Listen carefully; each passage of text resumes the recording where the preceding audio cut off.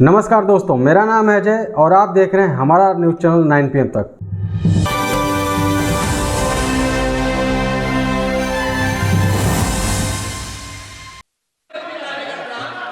Filed a case on Madam Sonia Gandhi's voting on that 80. Sir, that Ross Avenue Court dismissed that case without, there is no substance in that case. After that, the same person given an appeal. Gandhi not even voted in that election. I am challenging Home Minister. Okay. Sonia Gandhi not even voted that election. Can you prove it? Can you prove it? Sir, misleading statement a Home Minister doing. Sir, you are. What is this, sir? एक minute. मान्यवर, मैंने कुछ ऐसा नहीं कहा। मैंने सिर्फ इतना कहा है कि एक वाद दायर हुआ है दिल्ली की अदालत में। मैंने कोई कंक्लूजन नहीं कहा। मैंने कहा कंक्लूजन का, मैंने कोई कंक्लूजन नहीं कहा। कंक्लूजन तो जब उनका नोटिस का जवाब वो दे देगी तब अदालत देगी, तब फिर से बताऊंगा मैं। मगर अभी तो मैंने सिर्फ इतना कहा है कि वहां एक केस रजिस्टर्ड हुआ है जिसमें श्रीमती गांधी को नोटिस इश्यू किया है। इसमें इतने लाल पीले होने की जरूरत क्या है? मान्यवर, हम सबका साझा दायित्व है। हम भी विपक्ष में बैठे, हम चुनाव जितने जीते हैं इससे ज्यादा हारे हैं। हम लोगों का तो एक प्रकार से पौना जिंदगी ही विपक्ष में ही चला गया, चाहे राज्य हो या केंद्र हो। कई चुनाव हमारे, हमने चुनाव आयुक्त और चुनाव आयोग पर कभी आरोप नहीं लगाया। एक नया पैटर्न खड़ा, एक नया पैटर्न। मैं पूरा वाक्य नहीं बताना चाहता। श्रीमती ममता बनर्जी ने चुनाव आयोग पर आरोप लगाए, स्टालिन जी ने लगाए, बीडी सतीशन जी ने लगाए, श्री राहुल गांधी ने लगाए, मल्लिकार्जुन खड़गे जी ने लगाए, तेजस्वी यादव जी ने लगाए, अखिलेश यादव जी ने लगाए, वी शिवन कुट्टी ने लगाए, हेमंत सोरेन जी ने लगाए, भगवंत मान जी ने लगाए। अब पहले तो ऐसी परंपरा सिर्फ कांग्रेस पार्टी में थी, मगर संपर्क का दोष कहता होता है साहब, ये सारे इंडिया अलायंस वाले चुनाव आयोग के खिलाफ आए। मान्यवर, चुनाव आयोग एक तटस्थता से चुनाव कराने वाला संस्थान बनाया गया और इसकी मान्यता कोई पॉलिटिकल पार्टी ने नहीं दी। भाग और अनुच्छेदों के तहत हमारे संविधान ने दी और ये संवैधानिक प्रक्रिया है। इस संवैधानिक प्रक्रिया पर सवाल खड़े कर कर, अनर्गल आरोप कर कर आप पूरे चुनाव आयोग की एक प्रकार से पूरे दुनिया में इसकी छवि को धूमिल करने का काम कर रहे हैं। आपको लगता है कि आप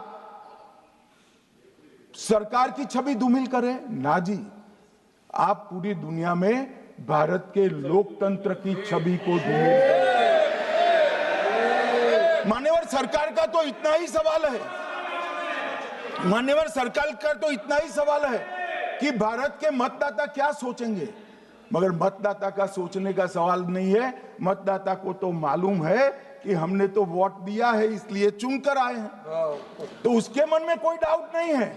ये वोट चोरी करते रहे, घुसपैठिया बचाओ यात्रा निकाली और बिहार में 2/3 बहुमत से हम जीत गए।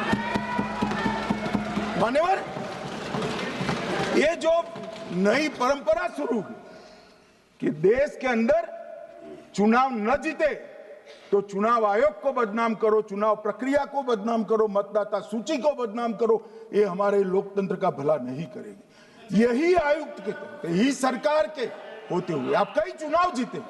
हम कुछ नहीं बोले, हम पार्टी में बैठकर इसकी मीमांसा की, मगर ये लोग चुनाव आयोग पर।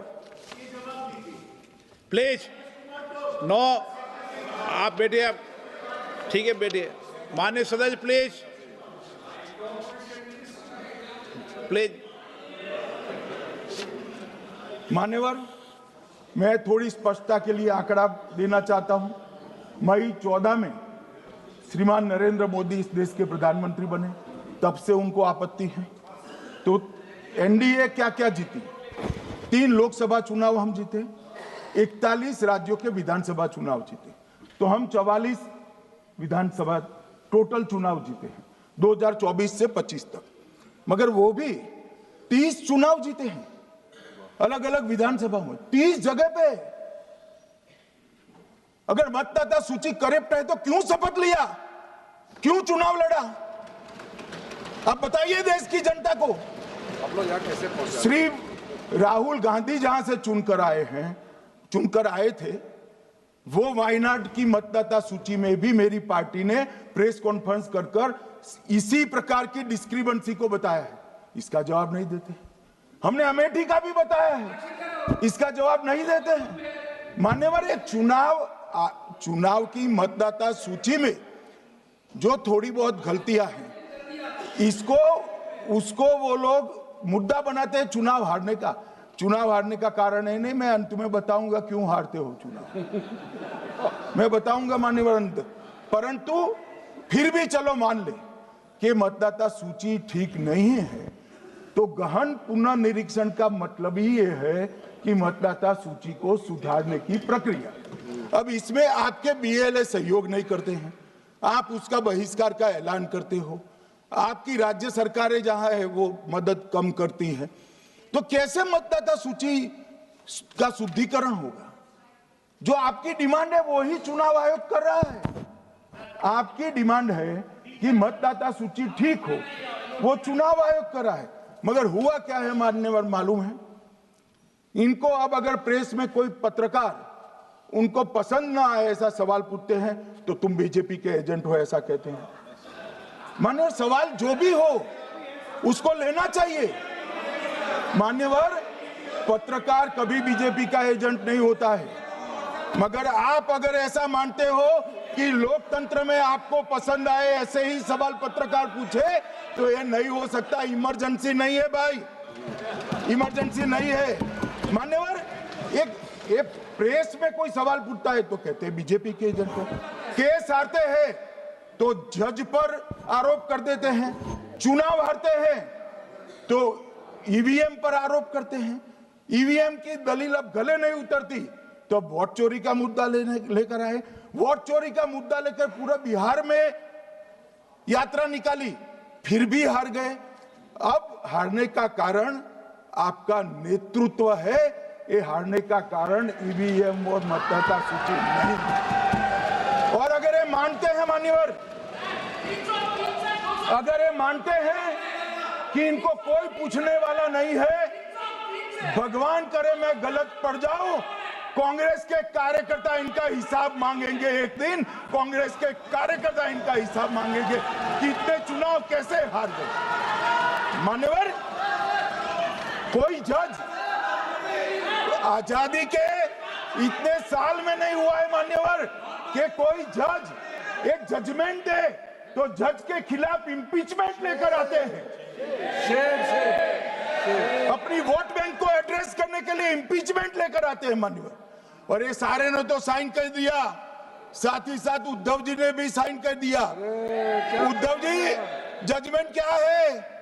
एक पहाड़ी पर मान्यता है कि हाँ सबसे ऊपर दिया जलाया जाए। मान्यवर, एक वोट बैंक को संभालने के लिए एक हाईकोर्ट के जज के सामने इंपीचमेंट लेकर आए हैं।